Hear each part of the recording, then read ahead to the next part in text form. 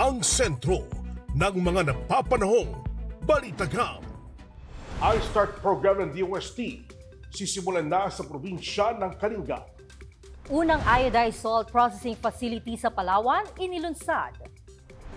Kasunduang magpapalakas sa National Soil Health Strategy ng Pilipinas, pinirmahan sa Palasyo. Kauna-unahang mini science centrum sa Calabarzon binuksan.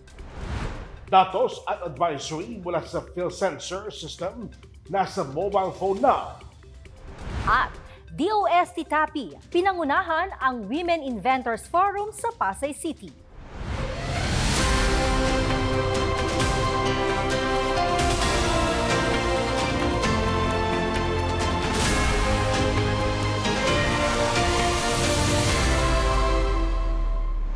Magandang agagang Pilipinas, ngayong araw na Martes, September 26, 2023. Handang sa inyo ang mga napapanahong balitagam. Kasundo ang tutulong sa pagbuo ng Technology-Based Development Plan sa probinsya ng Kalinga, pirmado na. Ang detalye ng balitagam tinutukan ni DOSTV correspondent Shai Claver.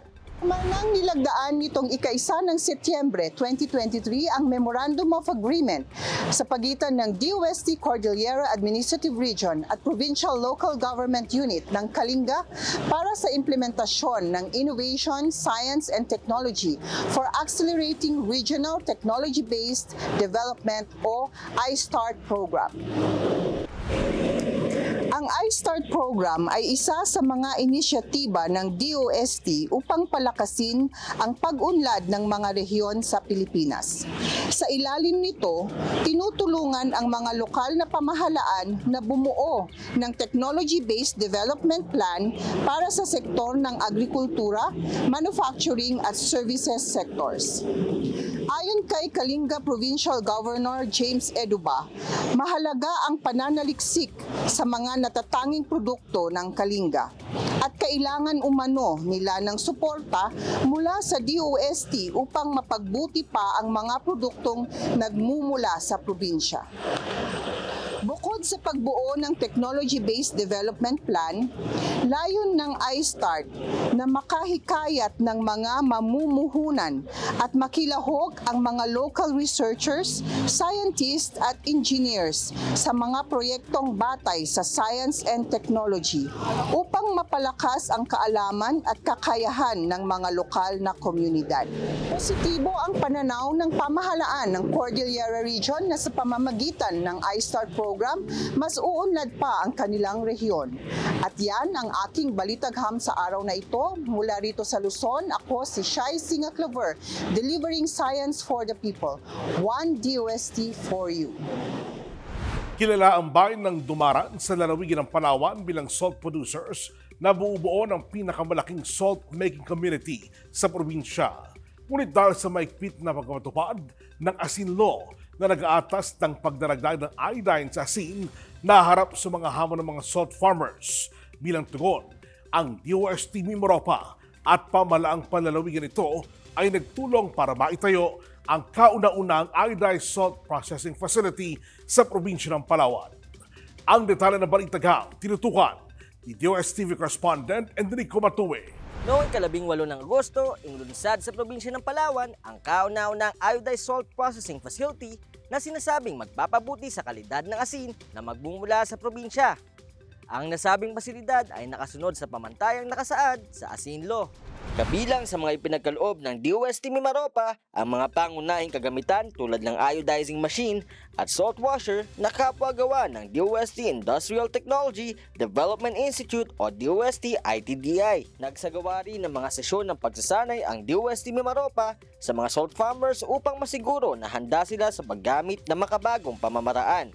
Samantala, layo ng hakbang na ito na palakasin ang industriya ng asin sa bansa, pagbutihin pa ang kalidad nito sa pamamagitan ng mga makabago at epektibong pamamaraan at teknolohiya, at gayon din na makapagbigay ng dagdag na pagkakakitaan at oportunidad sa mga naninirahan sa rural at coastal communities na matututunan ang paggawa ng iodized salt. At yan ang aking balitagham sa araw na ito. Ako si Enrico Matue, delivering science for the people. One DOST for you. Isang kasunduan sa pagitan ng Pilipinas at Australia ang nilagdaan nitong ika-8 ng Setyembre 2023 sa Palasyo. Sa bisa ng kasunduang ito, palalakasin ang National Soil Health Strategy upang mapabuti ang kalagayan ng mga lupang sakahan sa bansa. Ang detalye ng kasunduang ito ihahatid ni DOS-TV correspondent Christian Mark Cardenas. Tutulungan ng dalawang bansa sa pagbuo, implementasyon at pagsusuri ng mga hakbang hinggil sa pag-unlad ng soil health ng Pilipinas ang nilalaman ng kasunduan sa pagitan ng Pilipinas at Australia sa Memorandum of Understanding on National Soil Health Strategy. Nilagdaan sa Malacanang ni Science and Technology Secretary Renato Yusolidum Jr. ang Memorandum of Understanding on National Soil Health Strategy noong September 8, 2023. Isa ang MOU on National Soil Health Strategy sa natatanging 3 kasunduan na nilagdaan ng bansa sa unang state visit sa Pilipinas ni Australian Prime Minister Anthony Albanese. Ang kasunduang ito ay bunga ng direktiba ni Pangulong Ferdinand Bongbong Marcos Jr. sa unang Soil Health Summit noong June 21, 2023. Ipinag-utos ng Pangulo na siguraduhing wasto ang paggamit at pagngangasiwa sa mga yamang lupa ng bansa at lutasin ang unti-unting paghina at pagkasira nito. Sa ilalim ng kasunduan, magtutulungan ang Pilipinas at Australia ukol sa scientific at technological development sa pamamagitan ng pagtukoy ng pagkakataon para sa pagsasagawa ng collaborative research sa soil and land management. Nagkasundo rin ang dalawang bansa na suportahan ang mga mananaliksik, policymakers at iba pang stakeholders sa pamamagitan ng pagbibigay ng scholarship at short courses upang mapalakas pa ang kanilang kaalaman sa soil management.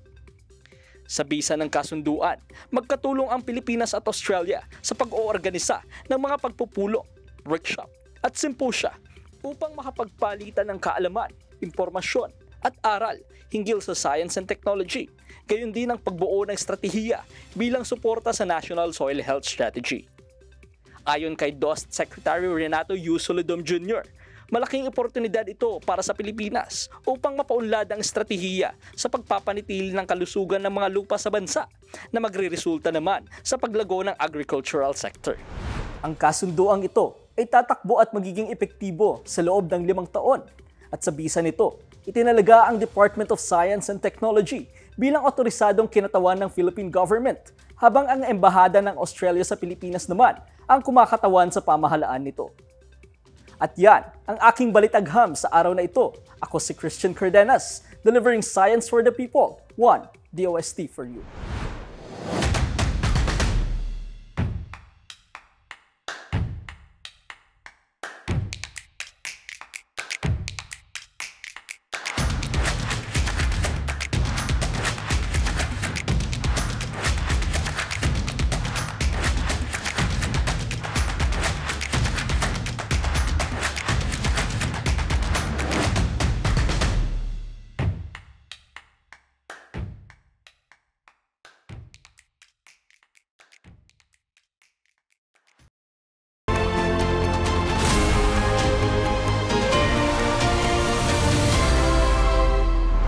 Siguradong mag-e-enjoy ang mga kabataan sa Calabarzon dahil binuksan na ang kauna-unahang mini Science Centrum sa Lucena, Quezon. Ang Science Centrum ay naglalaman ng exciting and interactive science concepts at machines na magagamit ng mga guro sa pagtuturo ng siyensya sa kanilang mga estudyante. Kung ano ang laman ng mini Science Centrum, alamin sa balitagham, DOS-TV correspondent Tessa Maderal. Pagbibigay ng bagong karanasan sa agham at teknolohiya, yan ang nais ihatid ng Department of Science and Technology sa pagbubukas ng Mini Science Centrum sa Polillo Island sa probinsya ng Quezon. Makikita sa Mini Science Centrum ang iba't ibang interactive science concept at machine, kabilang na ang Newton's Cradle, Hyperbolic Slot, Anti-Gravity Mirror at Van de Graaff Generator. Ayon kay DOST Calabarzon Regional Director Emelita Bagsit, layo ng paglulungsad nito na mabigyan ng patas na oportunidad ang mga kabataan sa Polillo at kalapit munisipalidad nito na makita at masubukan ang Science Museum na kalimitan lamang nakikita sa mga syudad. Ito rin umano ay malaking tulong sa mga guro upang higit na maipaunawa sa mga estudyante ang konsepto at aralin sa agham. Ang pagbubukas ng Science Centrum ay bahagi ng taunang selebrasyon ng Regional Science, Technology and Innovation Week na may temang Kasiyensyahan sa Calabarzon, Siyensya, Teknolohiya at Inobasyon, Kabalikat sa Matatag, Maginhawa at Panatag na Kinabukasan. Kabalikat ng DOST Calabarzon sa pagpapatupad ng proyektong ito ang Philippine Foundation for Science and Technology, Department of Education, lokal na pamahalaan ng Polillo, pamahalaang panlalawigan ng Quezon at Central Elementary School, Polillo Island kung saan ito matatagpuan. Onin ayon sa Philippine Foundation for Science and Technology at DOST, hindi umano ito ang huling beses na magtatayo ng Science Centrum sa probinsya ng Quezon. Dahil magtatayo din ng Mini Science Centrum sa Cesar Tan Memorial National High School at Alabat Island bago matapos ang taon. At yan ang aking balitagham sa araw na ito. Ako po si Desa Maderal, delivering science for the people. One DOST for you. Mula taong 2010, kaagapay na ng mga Disaster Risk Reduction Office sa iba't ibang lugar sa bansa ang field sensor system. Dito, maaaring mamonitor ang lagay ng panahon, antas ng tubig sa isang lugar at iba pa. At upang maging abot kamay ang mga impormasyong ito na mahalaga sa panahon ng sakuna, inilunsad ng DOST-ASTI ang Field Sensor App. Kung ano ito, alamin kay DOST-TV correspondent Mervin Cua.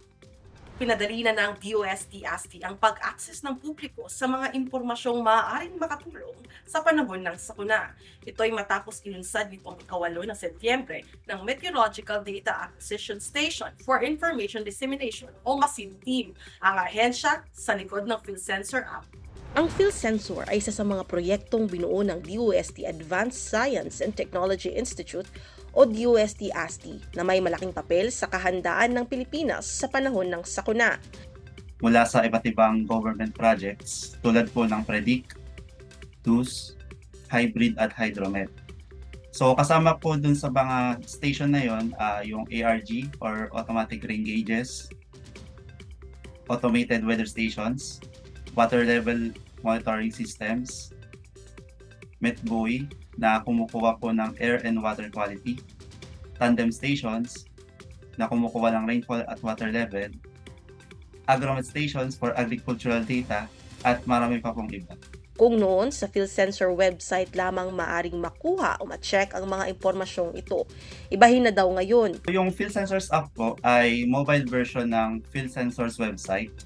So yung website po na yun is portal kung saan makikita natin lahat ng mga nakolektang data ng ating mga station. Pwede rin tong pang-monitor ng kasalukuyang kalagayan ng isang lugar. Tungkol man to sa panahon or sa kalamidad ng tubig. Yung mga importante features po ng Field Sensors website, nilagay na rin po dun sa app. Isa na po dun yung map view. Kung mapapansin nyo po sa website, may map view din dun. Dun sa app meron din. Kung saan makikita doon sa map view, yung kung saan parte ng bansa yung maulan, mainit, or may mataas na water level sa ngayon. Tapos, dun sa map view din, pwede rin makita yung mga field sensor stations na in-install sa buong bansa. Then, meron din po siyang search feature para po mas mapadali yung paghahanap natin ng station na gusto nating makita.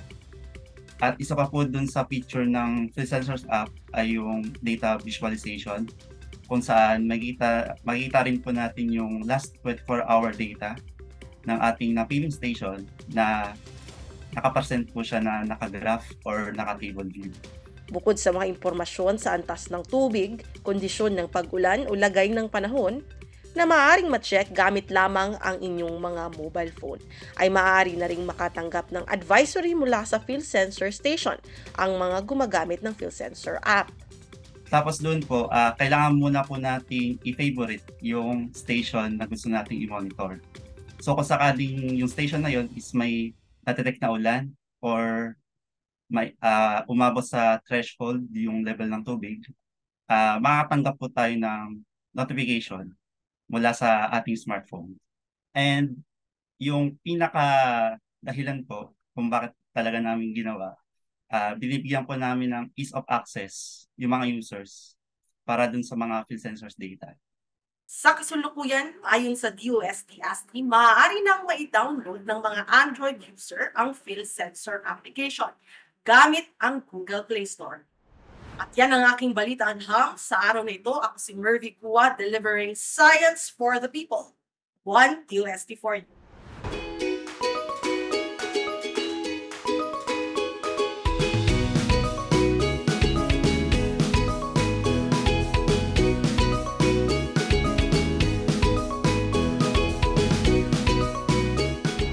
Sa ating trivia question of the day, anong tawag sa taunang event ng Department of Science and Technology kung saan ipinapakita ang iba't ibang teknolohiyang sinuportahan at binuo ng kagawaran na may kinalaman sa disaster risk reduction and management? Clue, ang Mindanao League nito ay gaganapin sa Tacloban ngayong darating na October 4 hanggang 6, 2023. Kung alam niyo ang sagot, i-comment na sa ating USTV Facebook page at YouTube channel. Abangan sa aming pagbabalik, ating pakinggan ang opinyon sa mga may init na usapin ng bansa straight from the S&T Authority ng bansa.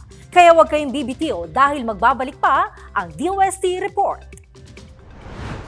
Nais mo bang mag-aral ng kursong related sa STEM? Posible yan sa DOST. Alamin ang iba't ibang scholarship programs na laan para sa mga incoming first year at third year college students. Meron ding mga programa ang DOST para sa master's at PhD students na nais mag-aral dito sa Pilipinas o abroad. Sagot ng DOST ang iyong tuition fee, monthly stipend at iba pang allowances. Para sa karagdagang impormasyon, bisitahin lang ang website ng DOST SEI. Apply na future DOST Scholar.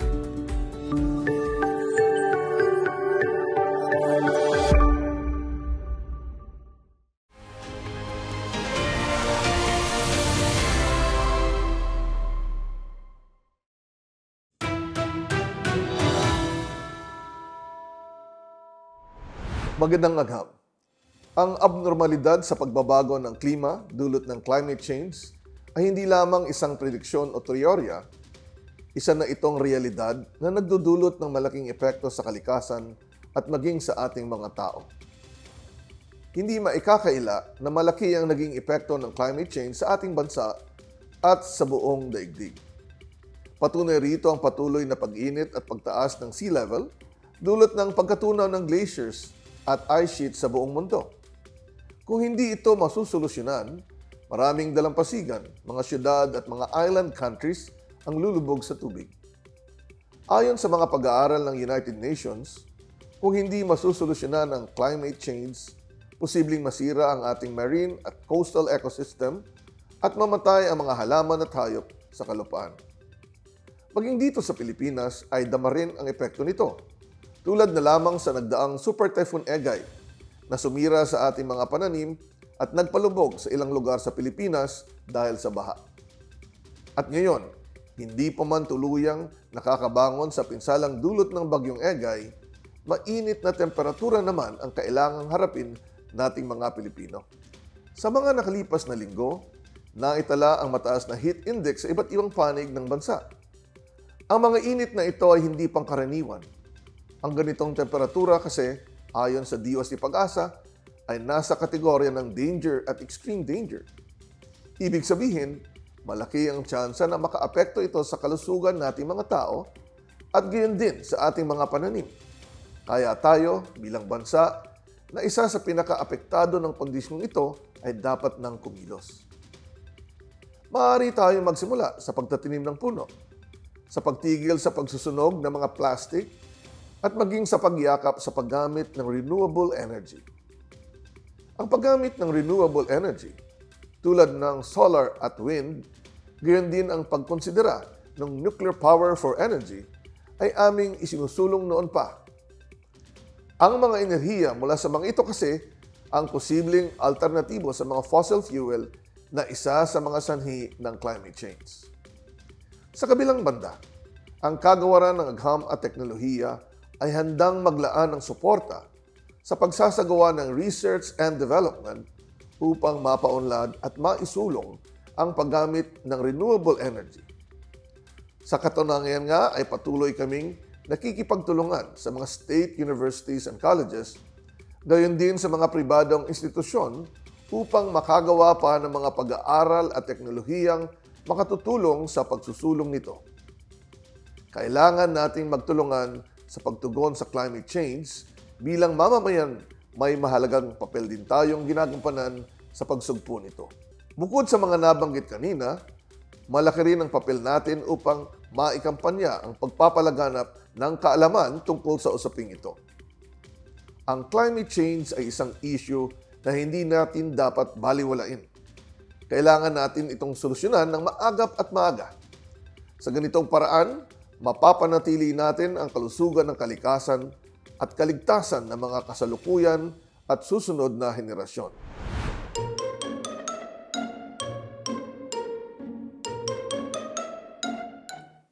Agham mo ba na ayon sa pag-aaral ng Japan International Cooperation Agency sa taong 2018, tinatayang $22.9 billion ang nawawala sa ating ekonomiya dulot ng traffic sa Kamaynilaan at tinatayang aabot ito ng 39.3 billion bawat taon pagpatak ng 2035. Malaking halaga, di ba? Kaya naman, agham mo ba na may AI-powered visual analytics platform tayo na kayang solusyonan ang problema sa trapiko? Ang Catch-All ay isang AI-powered visual analytics platform na magagamit ng bansa sa pamamahala ng trapiko sa iba't ibang bahagi ng Pilipinas. Ang teknolohiyang ito ay gumagamit ng web application interface. Ibig sabihin nito, binubuo ito ng mga software applications upang mapagana. Gamit ang CCTV monitoring system, kaya nitong malaman ang bilang ng mga sasakyang dumaraan sa isang kalsada sa loob ng isang oras o isang araw. Dagdag pa rito, may kapasidad din itong i-classify at i-identify ang mga sasakyang dumaraan sa mga kalsada. Ang mga datos na ito ang siyang inaanalisa naman ng Catch-All. Mula sa nakolektang datos, magbibigay ng rekomendasyon ang Catch-All sa mga LGUs at urban traffic planners ng maaaring gawin upang masolusyonan ang problema sa trapiko ng kanilang lugar. Mula sa nakolektang datos, magbibigay ng rekomendasyon ang Catch-All sa mga LGUs at urban traffic planners ng maaaring gawin upang masolusyonan ang problema sa trapiko ng kanilang lugar. Ag-amazing, di ba? Sa tulong ng mga datos at rekomendasyong ito, hindi na lang daloy trapiko ang maaaring masolusyonan. Dahil sa tulong nito, matutulungan ng malimitahan ang carbon emission at polusyon sa lugar. Gayon din ang matulungan ang mga motorista na walang masayang na gasolina dahil sa matagal na pagkakatenga sa traffic. Ang Catch-All ay isa sa mga imbensyong sinuportahan ng Department of Science and Technology na naglalayong pagbutihin ang transportation system, gayon din ang kalidad ng pamumuhay ng mga komunidad sa bansa sa tulong ng Artificial Intelligence. Sa datos mula sa Technology Application and Promotion Institute o DOST-TAPI, 80 lamang mula sa mahigit 4 miyembro ng Recognized Inventors Organization ang babae. Dahil dito, isang Women Inventors Forum ang inorganisa ng DOST-TAPI upang hikayatin ang mga kababaihan inventor na makibahagi sa mga programa ng ahensya. Ang detalye ng balita gaham tinutukan ni DOST-TV correspondent Shara Ibrahim. Onin, sa pangunguna ng Gender and Development Focal Point System ng DOST-TAPI, idinaos ang Women Inventors Forum na naglalayong mahikayat na lumahok sa mga programa ng ahensya ang mga kababaihang inventor sa ating bansa. Sa forum, inilatag ni Ann Jeanette Casalme, Sector Coordinator ng DOST, ang mga hamon para sa kababaihan, kabilang na dito ang digital divide. The PCW has identified two major issues related to science, technology, and innovation, or STI, and ICT. One, women and girls are not sufficiently benefiting from the advances in technology, innovation, and ICT. Secondly, the PCW calls for increased participation of women in higher-level technical and leadership positions in technology, innovation, and ICT. However, this is just the tip of the iceberg. There are long-standing issues that further widen the digital gender divide. Samantala, ipinaliwanag naman ni Emelina Masangke, Information Officer 4 ng IFOFIL, ang kahalagahan ng intellectual property sa mga inventors at innovators. Ibinahagi naman ni Janice Cornell, Planning Officer 3 ng DOST TAPI ang mga programa ng ahensya na maaaring pakinabangan ng mga inventor. Kasunod nito, ipiniliwanag ni Patricia Marinela Palileo, Legal Assistant 1 ng DOST TAPI, ang Accreditation Program for Inventors Organization. Incentives Program naman ang binigyang linaw ni Attorney Aldrin Ignacio Jurado III, Attorney 3 ng DOST TAPI. Naniniwala ang DOST TAPI na malaki ang maitutulong ng forum na ito upang matulungan ang women inventor na tugunan ang suliranin na kanilang kinakaharap. Sa pamamagitan ng Inventors Forum na ito, nais namin sana pong mahikayat yung mga kababaihang inventor na maka-avail o ma-utilize nila yung mga programa at serbisyo ng ating DOST TAPI. At bukod pa dito, gusto rin po namin sana silang magkaroon ng kanilang sariling organisasyon o sumali sa mga organisasyon na accredited ng ating DOST TAPI. Umaasa ang DOST TAPI na sa pamamagitan ng forum na ito, hindi lang mapaparami ang mga aktibong women inventor, kundi mas magiging pamilyar sila sa mga programang maaaring makatulong upang maging matagumpay sila sa kanilang imbensyon. At yan ang aking baliktagam sa araw na ito. Ako si Shara Ibrahim, delivering science for the people, one DOST for you. Alam mo, Onin, itong mga ganitong proyekto, mga programa na inilulunsad ng DOST ay ilan lamang para mas mahikayat pa natin lahat actually, babae, lalaki. And this time, Women's Forum kasi talaga yung tinututukan natin, mga kababaihan na mas ma-involve pa pagdating sa mga pwedeng magawa sa science and technology. Lumalabas kasi yan, Jel, na marami talaga sa ating panahon ngayon ang karamihan sa mga siyentista, mga lalaki. Lalaki pa rin talaga. Diba? Oo. At ang gusto po mangyari ng DOST ay maisulong din ang karapatan ng mga kababaihan sa pag-imbento at paggawa ng mga bagay na makabago mula sa science and technology. At yan po ang mainit nating balita mula sa mundo ng agam at teknolohiya sa nakalipas na linggo.